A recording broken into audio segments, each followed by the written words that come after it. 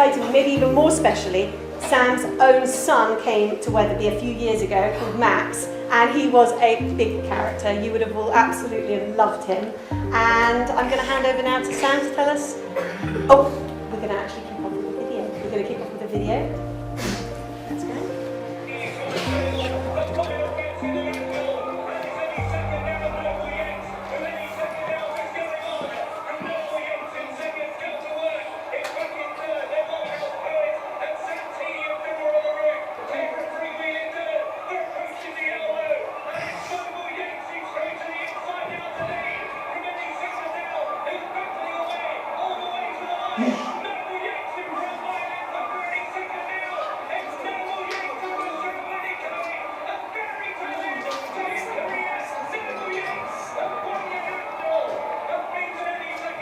So there you go, boys. That was a very, very big day for me a few years ago now, in 2022.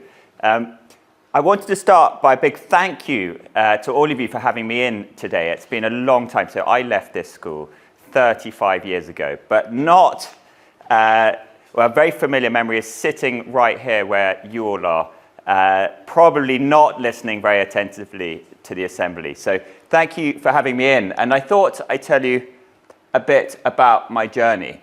And there I am up there, not looking very impressed with my dog, Benji.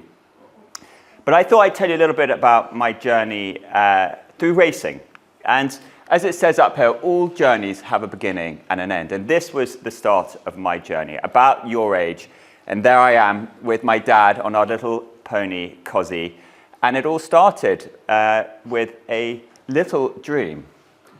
And there I am, about your age, with a dream, which was to ride horses and to win races. And very early on, realized that that was going to be my passion in life. Because lots and lots of people, and I'm sure many of you dream of the biggest sporting stages, whether it's to play at Wimbledon or play at Twickenham or play at Lord's. Twickenham, exactly. But my dream was to win the biggest race in the world, the Grand National. And something that resonated for me as I thought about the impact Wetherby's had on me was how many of the values of Wetherby have continued to live with me as I've gone through my life. And up here, I hope you all know these very, very well, but to dream big, well, the Grand National, one big dream. To do your best, to keep striving, to keep trying to improve, and to be ready for those opportunities when they come along. So when we think about dreaming big, how did my dream start? Well, I was very, very lucky because my parents took me up to see the Grand National, and that really, really inspired me. And this horse on the left is called Auntie Dot. And Auntie Dot was not a very good horse, but ran in the Grand National, and for some reason captured my imagination. And that there on the right is me in a Auntie Dot hat, feeling so inspired, imagining riding around the Grand National. I've got to tell you, boys, that not all journeys are smooth, and they do have quite a few bumps in the road. So that is me on the left, looking very tiny, with my sister looking back at me disapprovingly. And this day, I fell off 4 times, and that is why she's looking at me quite so disapprovingly. And so one of the things that I wanted to say to you was dream big, but also remember that there will be some bumps in the road. That's to be expected. And make sure that you keep striving, because everybody needs confidence in their life, and everybody needs people that keep supporting you. And you're very lucky with a school like this and teachers like this that keep picking you up, keep giving you confidence. Practice makes perfect. And as your teachers will keep reminding you, you've got to keep trying and keep practicing, because that's what means that you're ready when the opportunities come. And this was 2 very happy days for me. This is a wonderful horse on the left called Theatre Territory, running at Cheltenham, at the Cheltenham Festival, which is another big meeting. And on the right is a horse called Long Run, who won the Gold Cup, and which is one of the great races at Cheltenham. And by dreaming big and preparing and making sure that you take the opportunities means that you're ready when those things come along.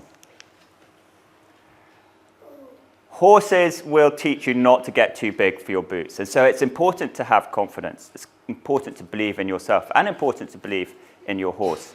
But also to know that sometimes you're going to take the rough with the smooth. And these days, I was actually fine in all these situations happily, but some quite nasty little crashes. So I thought I'd tell you a little bit about our day at the Grand National. And here on the right is Max, who was about your age in this picture, and on the left is Scarlett. And our day started very calmly. So I was riding a horse called Noble Yates, and nobody thought Noble Yates and me had any chance. We were 50-1 outsiders. So if you put £1 bet on Noble Yates, you'd win £50. They didn't think we had any chance. And so we went and walked the course, had a massive lunch, and here is Max with our very own Mr. Snell, just to prove that he really was here. And then we went and had a huge hot dog, get ourselves ready, and then we were off to the races. And one of my big memories of this day, and I'm here at the back on the right, was going across this sandy road, getting sand kicked in my face. We were already at the back of the whole field. And I thought, oh dear, I've got 4 miles to get round this course and we're already last. And yet, as the race went on and on and on, the horse became more and more confident and started to really believe in himself, started to be brave and find courage, and started to gallop. And as he did that, we got nearer and nearer the front. In life, you need luck, and you can make your own luck. So when we think back to those Wetherby's values of dreaming big and being ready, it's all about creating your opportunity for luck as well. You can only be lucky if you're trying to do something, and you can only be lucky if you're ready. And here we are, in the blink of an eye, the dream had come true. All those years of practicing, all those years of hoping, finally had come true. And this was my last ever ride round a race course. So on the Thursday, I said to everybody, on Saturday in the Grand National, that would be the last time I ever ride a racehorse. I tried 10 times in this race before, and I'd been close. I'd been second, I'd been fourth, I'd been fifth, I'd been eighth, but never quite got to the front. My last ever race, we finally got there. And then we celebrated, and here we are. There you've got Max, my daughter, up on the big podium, a very, very special day, and that dream for me had come true. Like always, when you're lucky, you have to give back. And so Noble Yates given lots and lots of treats and lots of thank yous for everything he did to change our lives. And that was the end of my riding journey, because I haven't ridden in a race since. And so an incredibly special moment walking away. But you know what? While it was the end of my journey, it was maybe the beginning of somebody else's journey, because this is Max, a little bit older, in our racing colours, having his first ever race on a pony. So thank you for listening. That's my journey as a boy your age through to a jockey and now a retired jockey. So thank you for listening.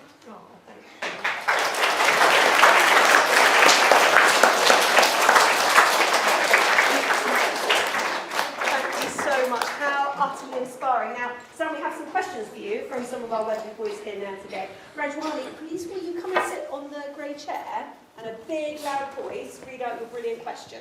What did it feel like when you won the Grand National? Can you describe it? So I think the best way to describe it is if somebody had taken all the blood out of your body and filled you up with helium. And do you remember those balloons that you see at your birthday parties where the helium takes you to the roof, the balloon to the roof? That's what it felt like. Somebody just filled you full of helium and you were walking lighter than air. It was an incredible feeling. Thank you for the question. Thank you, Rajwani. Perfect. Neil, let's do your question now. Why do racehorses have funny names? Oh, that's a very good question. Well, you know, all heroes need special names. If you think about your favorite pop stars or your favorite movie stars, they all have names and nicknames. And so we give horses names so we know who they are and so we can remember them. Perfect. Thank you. Balthazar. Big loud voice, please.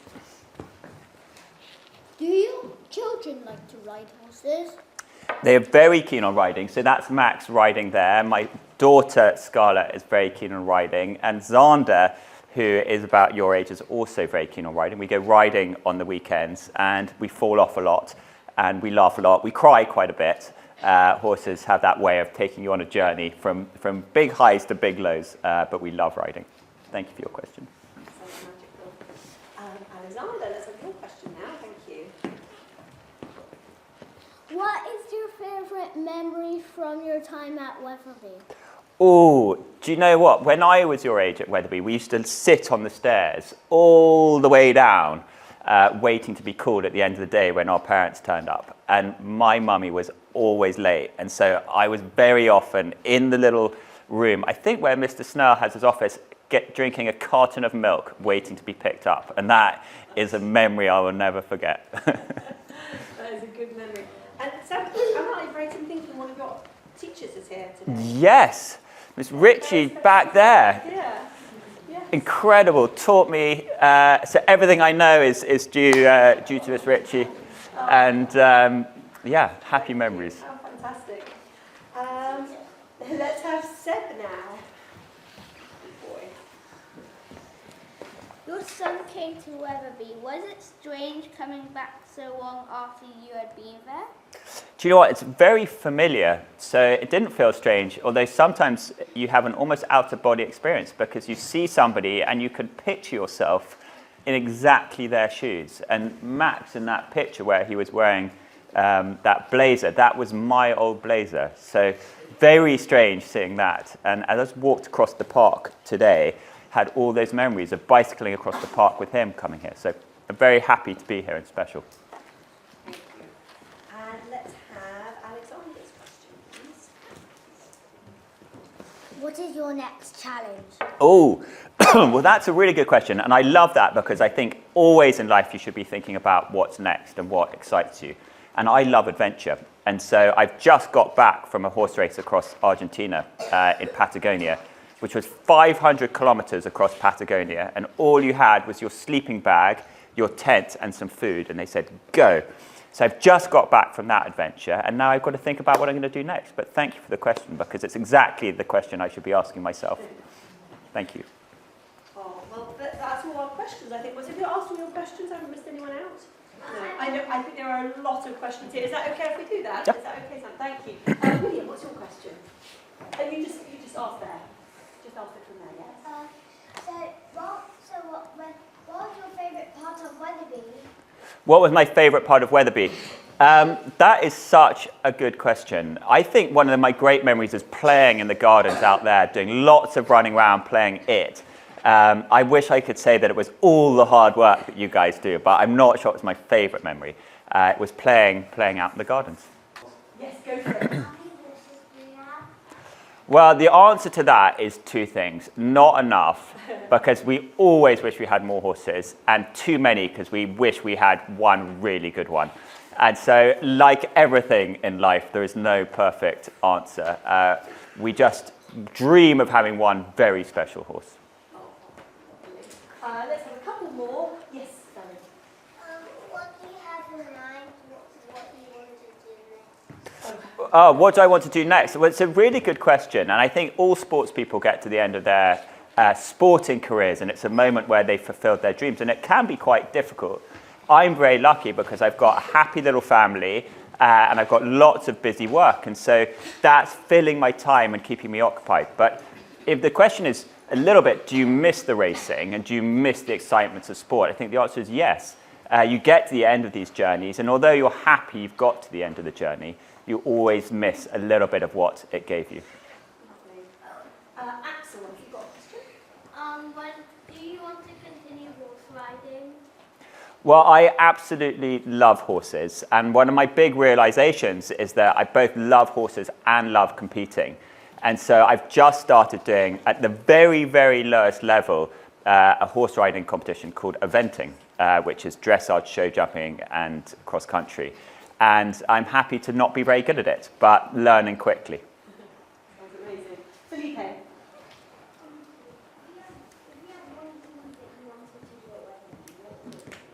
The one thing I want to do at Wetherby, what would it be? Oh, that is a great question. Well, I think we should ask Mr. Snow if we can have horses in the square. That would have made life a lot easier.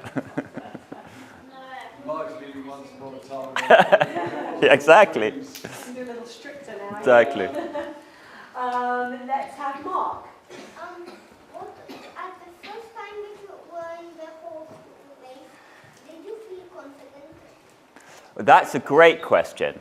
So, as a sports person, you want to feel confident because your horse picks up your energy and how you're feeling. And so it's very important that you instill confidence in your horse.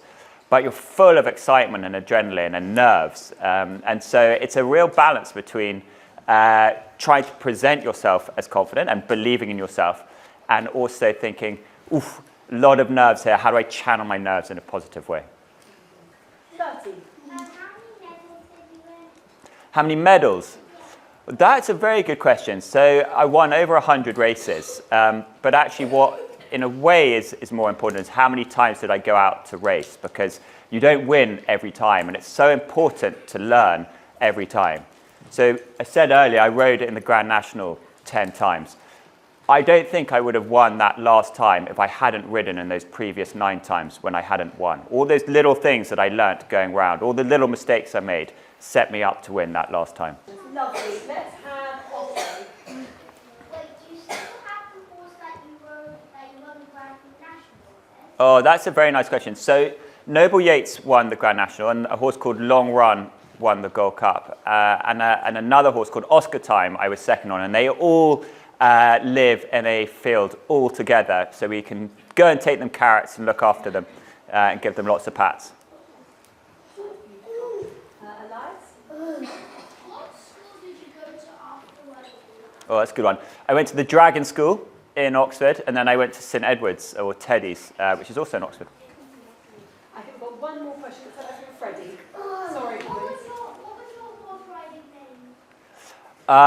As it is today. So you ride, and do you know why? Because people want to know whether you're a good jockey or not. So if you always changed your name, they wouldn't know whether the rider was any good or not. So a bit like your favourite football players, you sort of tend to keep the same name.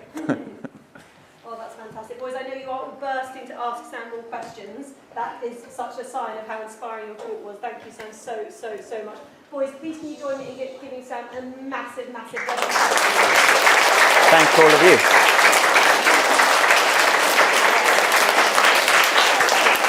Thank you, boys.